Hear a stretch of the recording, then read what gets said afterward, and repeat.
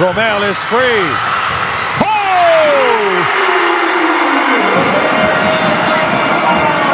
And listen to the crowd. They are alive again here inside the Caloocan Sports Complex.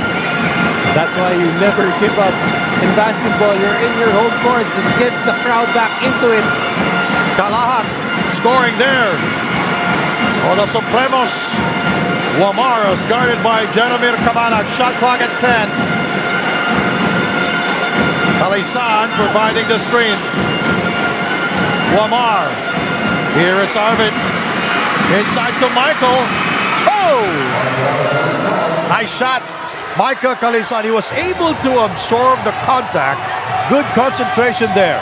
I didn't even think Gamboa had enough time to make that drop pass just in time. Manday. Inside we go. A little too late for Romel Calat to recognize the mismatch inside. You know, Gabi Espinas was asking for the ball because his defender was John Galinato. Oh, it's a mismatch. Height-wise, experience-wise. That's why Gabi Espinas going to the free throw line for 2, trying to cut this lead down to 11.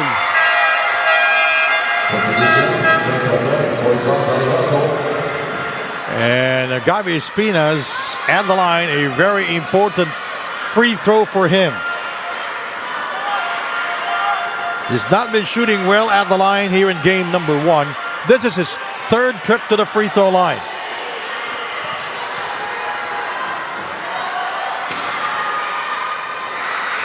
He gets it back. 4-point play underway. Michael is fouled by Chris Biton. And that means 2 free throws for Chris. One very lucky to dodge a bullet there. That's a mortal sin, allowing the free throw shooter to get his own miss. And Jeff Manday had an open look. It's been one of those nights when you are off. You know, have you seen the series Port of Gold? Well, I'm gonna have to watch that on Netflix. I'm gonna have to watch that. It seems like you have it's the journey of the U.S. national team during the 2024 Olympics. So Serbia, Canada, and the USA. You always have that one night. You always have that one-off night that is lingering. Chris with a change of pace. He drops it to Gabi. Manday for 3. Oh!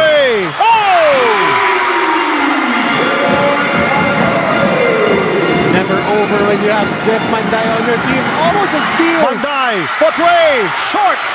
Air ball. Blocked by Arvin Gamboa. Cabanag still on the floor for Caloocan. This is 5 versus 4. Oh!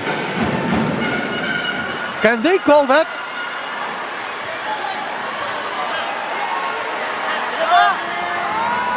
I think they're calling a foul on that play. Oh yes, because di pwede kasi bola ng San Juan eh.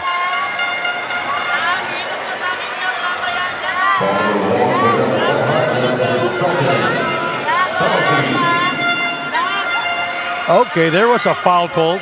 Unfortunately for Caloocan, they are already in the penalty, so it's going to mean free throws for Orlan Wamar. And the Kings, they're shooting 7 out of 13 from the free throw line here in game number 1. Wamar, this is his first trip to the free throw line.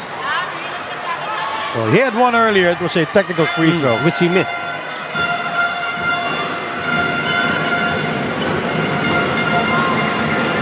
Wamar is hearing it from the Caloocan crowd and goes 2 out of 2. Ice water in his veins. Apparently he has earplugs, not hearing the jeers of the Caloocan crowd. Chris going left and right. Nice move by Chris. What I'm wondering actually is why Chris Biton has really not been very aggressive on offense. Right from the get-go, in the first half, he only played 6 minutes. How do you guard him when he's spinning and dicing inside? That was the first time that he attacked the basket. And he stayed too long on the bench. And he completes the three-point play. So Chris Biton now in double figures. He has 10 points. 3 players in double figures for the Caloocan Supremos. Manday top scoring with 15. Joshua Flores with 10. Chris with 10 also. Mike Kess. Well, that's a foul on Jeremy Cabanag. And there was no receiver that time. That's why Dex Marquez was in trouble. And for Caloocan, you already burned And it 5 turned out to be seconds. a bad foul committed by Jeremy Cabanag because they're in the penalty. That is right. And they already burned 5 seconds. And someone only had 3 seconds to cross. And so when you look at the scoreboard, he shake his head after that. They're in the penalty. They've been in the penalty since the 4-minute mark of the fourth quarter. Someone has taken advantage of it. I guess going 2 out of 2. The free throw line timeout is brought to us by Dumper Party List.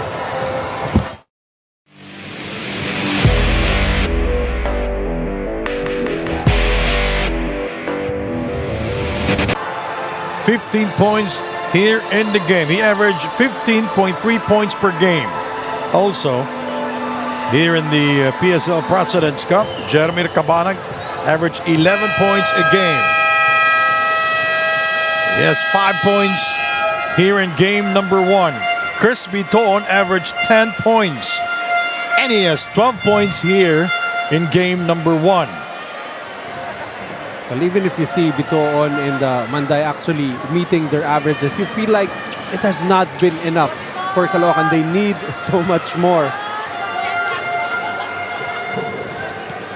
Well, if it's any indication, this, especially on the latter half of this fourth quarter, Caloocan has really just been trying to compete here. And this could be a springboard for them to use in game 2, especially if they end up losing game 1. Chris for 3. Manday back out to Chris. Now he will drive. He kicks it out. Romel Calahat. Bang! And this is the shot that San Juan is giving to Caloocan. Romel Calahat. They're gambling on letting him take those shots from the outside. Well, they did burn a lot of time there. Romel is free. That is his second triple of the game. 72-63. Timeout is brought to you by Dumper Party. Back here inside the Caloocan Supremos. 9-point lead for the San Juan Kings. Biggest lead was at 20 points. A minute 3 to go here in game number 1. By the way, game 2 will be on Saturday, 7 p.m. at the Philoy Liquor Center, the home of the San Juan Kings. They are undefeated there this season.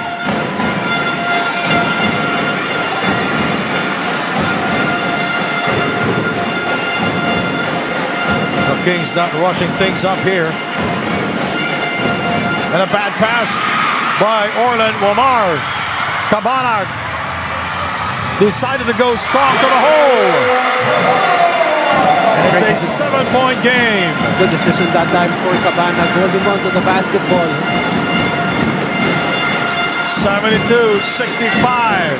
They tried to double up on Michael Calisan. Manday guarding Wamar. Galinato not. He will not take the 3. Shot clock at 4. Galinato creating space for 2. And Gabi Espinas getting the rebound. Here is Janamir. And he sprays it to Romel Calahat. Chris for 3. Bang!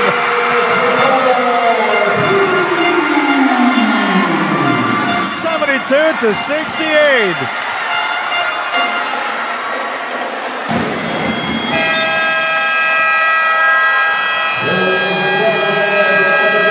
naubusan na talaga ng oras. Ang Caloocan, Noy. Well, if you're San Juan, they're gonna escape with a game 1 victory, but it's not gonna feel like a win because you allow